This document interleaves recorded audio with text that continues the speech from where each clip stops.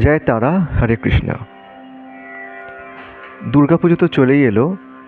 সন্ধি পুজো কখন পড়েছে সেই টাইমটা আজকে আমি আপনাদেরকে বলবো। এবং এই সময় যেহেতু মা খুব জাগ্রত থাকেন, কি এমন সহজ কাজ করলে আপনারা জীবনে অনেক দিক থেকে অনেক উন্নতি দেখবেন সেটাও বলবো।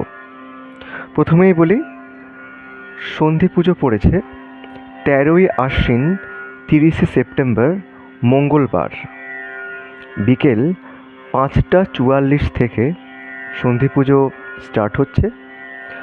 সন্ধে 6টা 31-এর মধ্যে এর টাইম পিরিয়ড কিন্তু শেষ হয়ে যাচ্ছে। এই সময়ে দেবী কালিকার আবির্ভাব হয়, মা দুর্গার আবির্ভাব তো থাকেই, এবং মা চামুণ্ডার আবির্ভাব ধরা হয়। এবং বলা হয় এই সময়তেই মা দুর্গা মহিষাসুরকে বধ করেছিলেন। তো যেহেতু আমি আগেই বললাম, এই সময় মা দুর্গা অত্যন্ত জেগে থাকেন এবং সমস্ত ইউনিভার্সে একটা খুব পাওয়ারফুল ভাইব্রেশন এক্সিস্ট করে। এই সময় যে কোনো দেবী মন্ত্র আপনারা পাঠ করবেন।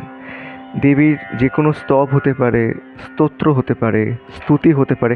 অবশ্যই মানে এমন কোনো মন্ত্র পাঠ করবেন না যেটা ঠিক নয়, যেমন কোনো তান্ত্রিক মন্ত্র এইগুলো পাঠ করবেন না। যে কোনো সাধারণ দেবী মন্ত্র আপনারা পাঠ করতে চান বা খুব পপুলার বা আপনাদের খুব ভালো লাগে এমন কোনো মন্ত্র এই সময়ের মধ্যে পাঠ করুন।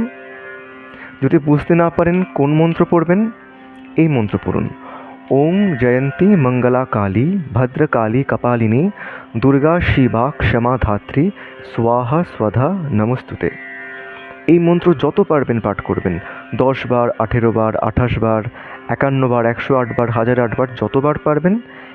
এবং যদি এই সময় মন্ত্র পড়ার সাথে সাথে মন্ত্র পড়ে দেবীকে পদ্ম দিতে পারেন, পদ্ম ফুল, এবং ঘিয়ের প্রদীপ আর ধূপকাঠি জ্বালতে পারেন, তাহলে তো কোনো কথাই নেই।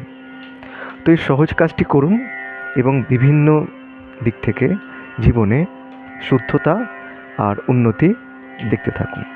সবাই খুব ভালো থাকবেন। জয় মা বাগলামুখী। প্রণাম।